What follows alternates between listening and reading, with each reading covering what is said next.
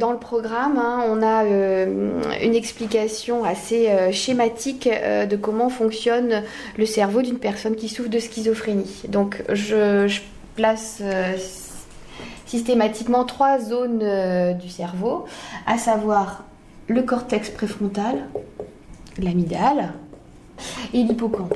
En amont, on a demandé aux participants, dans la semaine qui a précédé, d'observer chez leurs proches les éléments qui s'apparentent à la maladie. Donc, ça peut être quoi, par exemple, souvent ?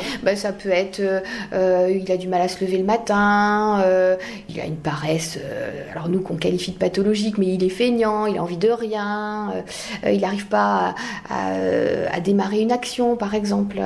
Voilà, il a décidé de faire son lit, finalement, il en fait que la moitié, il n'arrive pas à maintenir l'action. Il ne se souvient pas peut-être aussi. Voilà, on lui donne une consigne et il ne s'en rappelle pas. Du coup, ça va nous permettre de positionner sur le schéma à quoi servent chacune des zones que j'ai placées. D'accord. Donc le cortex préfrontal, c'est ce qui s'occupe de l'action, et notamment l'initiation de l'action, le maintien de l'action et l'arrêt de l'action. Le cortex préfrontal s'occupe aussi de la motivation et la planification. L'hippocampe, ça va être la mémoire verbale, toutes les consignes qui sont données par voie orale, et l'analyse du contexte.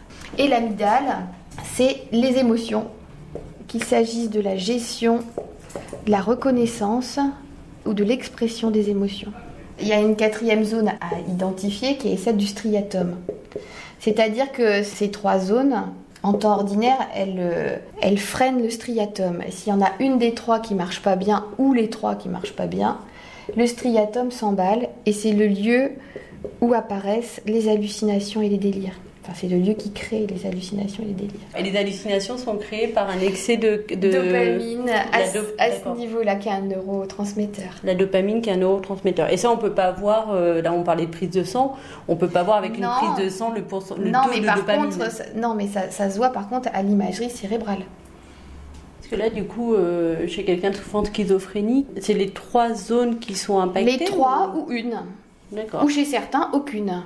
Et comment on le voit alors ? Qu'est-ce qu'une personne souffrant de schizophrénie et comment on peut le dire ? Alors, c'est vrai qu'au début, on a longtemps pensé que c'était effectivement uniquement une maladie psychologique. Toute l'imagerie actuelle et puis maintenant depuis quand même un certain nombre d'années, depuis l'arrivée des neuroleptiques, ça a montré que c'était vraiment une maladie du cerveau et qui du coup se traitait avec des médicaments. Mais jusqu'à maintenant, il n'y a pas d'examen complémentaire spécifique qui permette de diagnostiquer quelqu'un qui souffre de schizophrénie. C'est pas comme le diabète, on fait pas une prise de sang et puis on dit voilà, un tel souffre de schizophrénie. C'est vraiment un diagnostic clinique qui se pose après une évolution d'au moins 6 mois. C'est les critères diagnostiques du DSM.